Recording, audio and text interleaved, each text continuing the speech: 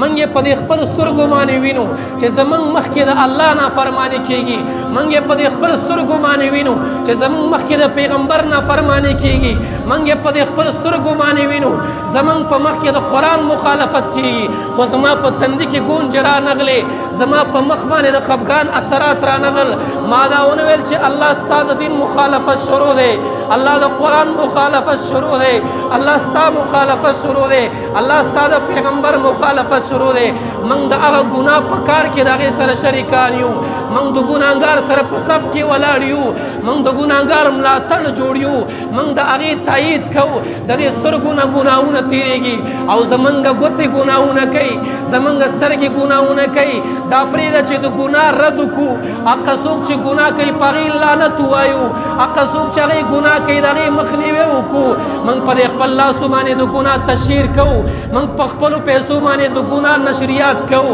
موږ په خپلو پیسو باندې ځان له جهنم اخلو موږ په خپلو پیسو باندې ځان له د الله قهر اخلو تاسو وګورئ زما د ځوانانو فیسبوکونه تاسو وګورئ زما د ځوانانو اکاونټونه تاسو وګورئ زما ځوانان په ټیک ټاکو باندې تاسو وګورئ زما پیغلې په ټیک ټاک باندې تاسو وګورئ حیانا کې پیغلې په ټیک ټاک باندې دا ګناه نه خورئ دا فسق و فجور نه خورئ بل څه کار دی چې کوي دی ځوانان تباه و برباد کړ دی حیات تباه و برباد کړه دی غیرت تباه و برباد کو خو چاله ته شرم ورنه راغی چا ونه ویلې چې زه به یې رد وکړمه زه به د دې مخنیوی وکړمه زه به د دې خلاف اواز اوچت کړمه یو څوک هم داسې نه وایي هر سړی ورسره د ګناه په کار کې شریک دی هر سړی د خپل خواهش دپاره لګی دی د خپل لذت دپاره لګی دی د خپل نفس دپاره لګی دی د خپل عزت دپاره په دې لګیا دی چې په دې به عزتمند شمه په دې به قدرمند شمه د الله نافرماني شروع ده د پیغمبر نافرماني شروع ده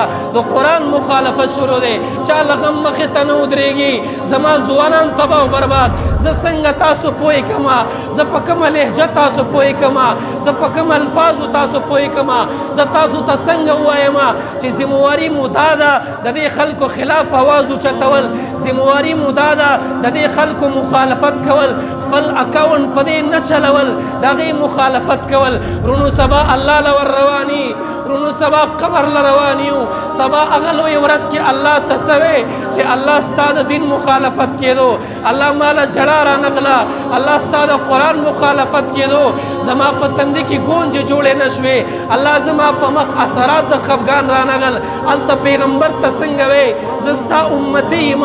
زه ستا د دین داعي یم